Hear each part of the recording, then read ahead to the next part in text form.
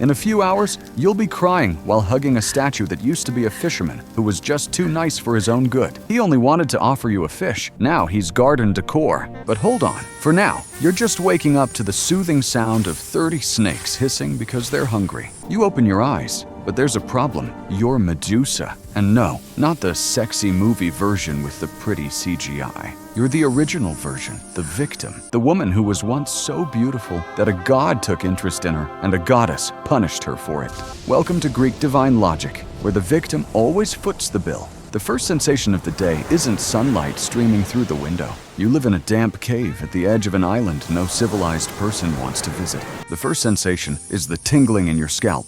Your snakes woke up before you did, as always, and they're stretching, yawning, with those tiny mouths full of fangs, and a couple have already started, fighting because apparently 2 of them want to occupy the same spot on your left temple. I have to admit, if it were me, I would have lost it on day 1. You've been doing this for centuries. You get up from what we can generously call a bed, really just a pile of old animal skins on rocks, and the movement makes all the snakes writhe in unison, creating a rattling sound that would be terrifying if you weren't completely desensitized. One of them, the most dramatic of the bunch that you secretly call Diva, stretches out to bite another one that was minding its own business. You feel the little nip like a mosquito bite. The snakes are part of you, which means you feel it when they fight. It's like having 30 teenage sisters permanently living on your head. Breakfast is the first ordeal. You can't go to a tavern. Your diet consists of whatever your snakes can hunt.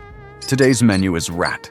Your snakes get excited. You try not to think about what you're chewing. Enjoy it, because in a bit you're going to lose your appetite. The morning continues with you trying to comb the snakes, not brush. You learned the hard way that brushes are a terrible idea. You use your fingers, separating the tangled ones, calming the irritated ones. It takes hours. Some like being petted behind the head. Others tense up at any touch. You know each one intimately, because they're the only company you have. And here's the part nobody tells you. You talk to them, not because you expect answers, but because centuries of silence does terrible things to a mind. Pause. I need to mention that one of the snakes, you call her Pessimist, has been trying to bite her own tail for a good 10 minutes now. Anyway, moving on. Around mid-morning, you decide to leave the cave, not to go far, just to feel the sun. You put a thick veil over your head, covering the snakes who protest, and walk to the entrance. The light is almost painful. You breathe in the salty air. For a moment, almost a second, you feel normal. Then you see it. On the stone path leading to your cave, there's a figure approaching. A young man in gleaming armor, sword in hand, and that specific expression on his face that you recognize instantly. The expression of someone who came to kill you to get famous. It's the 3rd one this week. Remember this moment, because it's going to be important. You sigh.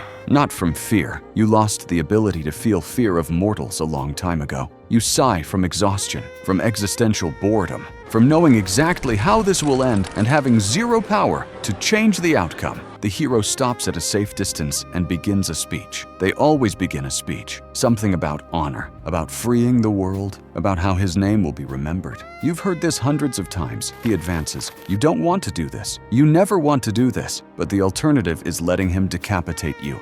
And as tired as you are, that stubborn survival instinct still works. So, at the exact moment he raises his sword, you remove the veil. Your eyes meet for a fraction of a second. The sound is horrible. It's not silent like in the myths. It's the wet crackling of flesh turning to mineral. 3 seconds during which you watch his expression change from determination to terror as his body freezes into stone. Where there was once a man with dreams and family, now there's a statue. You put the veil back on. Your snakes are agitated. They feel your anguish. Diva is hissing frantically. Pessimist finally stopped biting her own tail. If I were you, I wouldn't look at his frozen expression. But you do. You always do. Because you need to remember that this is real, that each of them was a person, that you're not a monster by choice. The next few hours are you dragging the statue to the garden where the others are. Dozens, maybe hundreds. You're picking vegetables when you hear a woman's voice calling from afar. Your heart races. This is new. You cover the snakes and approach. It's an old woman, a fisherwoman, who got lost on the island with her back turned, looking for a path through the rocks. For one insane moment, you consider answering. Centuries of loneliness weigh heavy, and the possibility of exchanging words with another human being is almost unbearably tempting. You open your mouth, and then the woman turns around. 3 seconds later, there's another statue in your garden. an old woman with a gentle, surprised expression holding a basket of fish. You collapse to the ground. All your snakes shrink with you. Even Diva is quiet. This is the worst. It's not the heroes that destroy you, it's the innocents. The people who didn't want to hurt you, who had no idea what you were, who were just in the wrong place at the wrong time. You couldn't control yourself in time. You never can. I don't have a joke for this moment. Sometimes there's no joke. The sun begins to set and you're still sitting in the same spot, staring at the fisherwoman's statue. Your snakes try to comfort you in their own way, rubbing their little heads against your face, licking your tears with forked tongues. It's weird and gross, and it's all the affection you're going to get. And then, because the gods are cruel and apparently think you haven't suffered enough today, the air changes. It gets heavier, more golden, more impossible. You know this feeling. A divinity is coming. Athena materializes before you in all her irritating glory. The goddess who turned you into this. The goddess who punished you for being victimized in her temple. The goddess who apparently has nothing better to do on Olympus than come torment you occasionally. She observes you with those gray eyes that show nothing remotely resembling guilt. Still crying, Medusa? Her voice is musical and cold. After all these centuries, I expected you to have developed some resilience. You don't answer. What could you say? That it's unfair. She knows that you were innocent. She knows that you beg every day for this curse to be removed. She certainly knows. Athena looks at the statue garden and makes a sound that could be approval. I see you're keeping the place decorated. All your snakes are hidden under the veil, trembling. Even they fear gods. The goddess crouches down to your level. You know why I come here, don't you? To remind you. To make sure you never forget what happens when mortals meddle in divine affairs. You want to scream that you didn't meddle, that Poseidon attacked you, that she punished the wrong victim. But you've tried that many times. It doesn't change anything.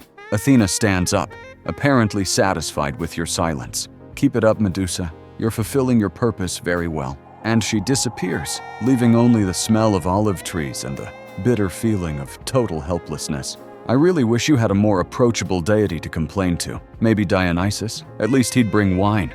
Night falls, and you finally drag yourself back to the cave. Your snakes are exhausted. The stress of the day affected them too. You lie down on your bed of skins and try not to think about the fisherwoman, the hero, Athena's visit. You can't. So you do what you do every night, you remember. From before, from when you were just a young priestess with long dark hair and a future that didn't involve turning people to stone. From when you could walk through the streets without fear. From when someone looked at you and smiled instead of turning to stone. Sometimes you forget what your real face looked like. You're not reflected in anything. Mirrors are dangerous. Water is dangerous. Any reflective surface is a trap. You've existed without seeing yourself for centuries. You're an abstraction of yourself, defined only by the fear you cause in others. One of the snakes, a small one you call Hope, ironically, coils near your ear and makes a low sound, almost like purring. It's the closest thing to a hug you're going to get. You close your eyes. Sleep doesn't come easy, but eventually it comes. And in dreams, sometimes, you still have hair. The day ends like all the others. Alone, cursed, waiting for the next hero who will try to kill you and fail, for the next innocent who will die by accident, for the next divine visit that will remind you of your place. And tomorrow